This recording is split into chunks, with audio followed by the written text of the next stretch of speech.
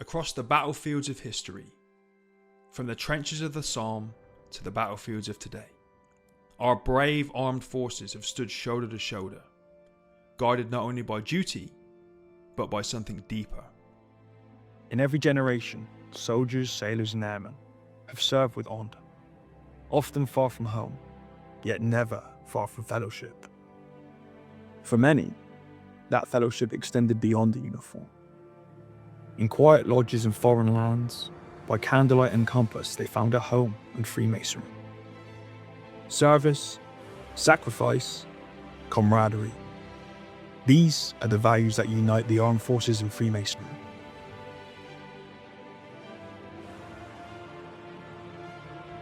In 2021, the United Grand Lodge of England made a historic commitment, one that formalised centuries of support and solidarity.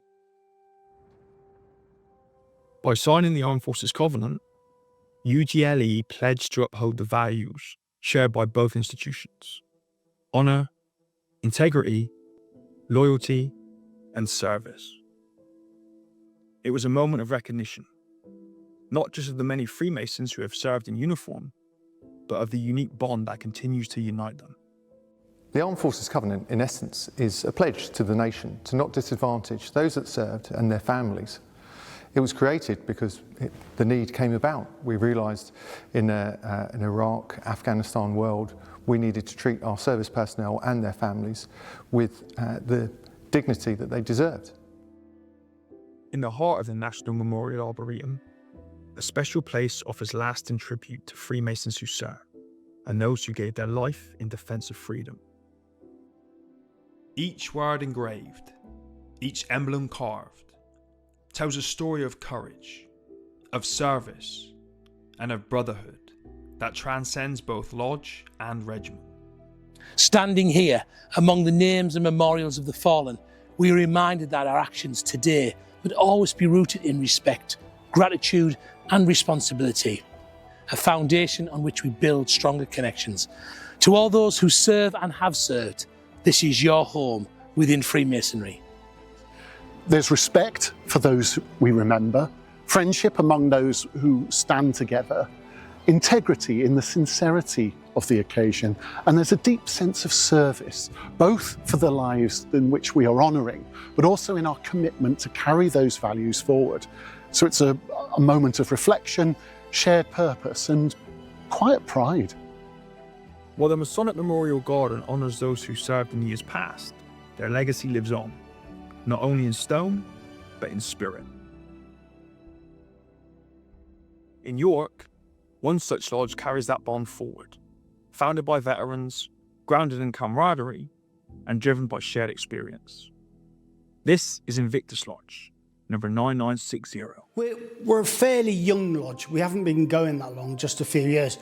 But the camaraderie in the lodge, we've got all forces in there: military, navy, RAF, Marines. When we have different days within the lodge on our meetings, sometimes we'll have a navy theme, military theme, RAF theme, just little things like that. We stand the lodge to, and then we stand the lodge down. It's military tradition: stand to, stand down. For myself personally, it's when I left the forces, I was sort of lost. There was something missing from my life after I left.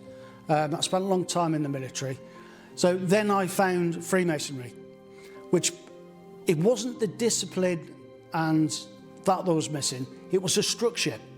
It was the structure of the lodge, the same as where the military had their structure going through the ranks and everything else. You're part of your unit or your corps. It's part of a big family. Through Fisher House in Warwickshire, Freemasons continue to support service members and their families in distressed circumstance. This is reflected in the continued contributions from Warwickshire Freemasons and beyond through their tercentenary celebrations. A commitment not only to Freemasonry, but to the communities in which we serve.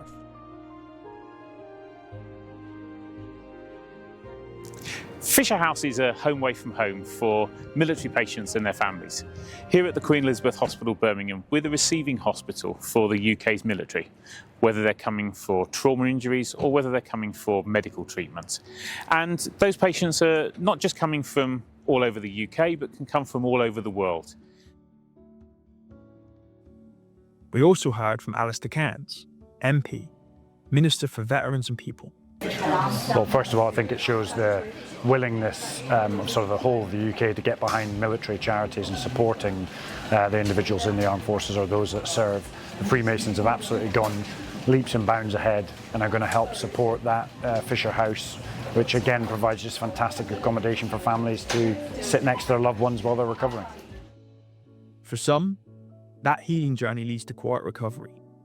For others, it leads to renewed purpose and even international triumph. As Freemasons and Team GB athletes, Clive Jones and Kemsley Whittlesey represent the enduring spirit of recovery, fellowship, and purpose beyond adversity. Well, archery for me started when I was initially blinded. I was taken to a charity for blinded ex-servicemen and women called St Dunstan's, which is now called Blind Veterans UK. And they showed me archery as part of my rehabilitation. That was in 2001. Sport has played a massive part in my life. Initially, when I was blinded, I did have a moment of depression, and obviously PTSD and all the rest of it kicked in. Freemasonry supported me personally, firstly and foremostly as a person, by giving me that sense of well-being. As a veteran, it's very similar to being in the military. You have your camaraderie, you have your friendship patterns, you have your uniformity, and you have a reason. You have when you go into lodge, you have that sort of ceremonial side of life, and I thoroughly enjoy that, and it's been absolutely fantastic for me. So I joined Team UK for the Invictus Games. Kind of the wrong way round. So there's two parts. You have the Invictus Games and the Invictus Games Foundation. I actually went to Borneo on an expedition with other nations, and all of the guys and girls that were on the expedition had all done the games apart from me. So when I came back, I decided to apply for games, and luckily I managed to get on. How sport helped me transition was being back around people, being back in a team environment, because I really did miss that from the military. Now that I'm a tattoo artist, I work on my own, and predominantly speak to one client a day, and so to be back around a team of people and the camaraderie was brilliant. Across Freemasonry, it's upheld not just by those who wear medals, but by those who proudly wear the square and compasses, regardless of gender. As we know, women have been able to be Freemasons in this country longer than they have had the right to vote. Through the Order of Women Freemasons and the Honourable Fraternity of Ancient Freemasons, women continue to honour service through remembrance, support, and care. The Order of Women Freemasons signed the Armed Forces Covenant in March 2023 at our Grand Lodge building in the Grand Temple. It was a moment where we acknowledge and recognise serving personnel, either retired or current, the many members that we've had over the years, and we still do, that have got ties to the armed forces.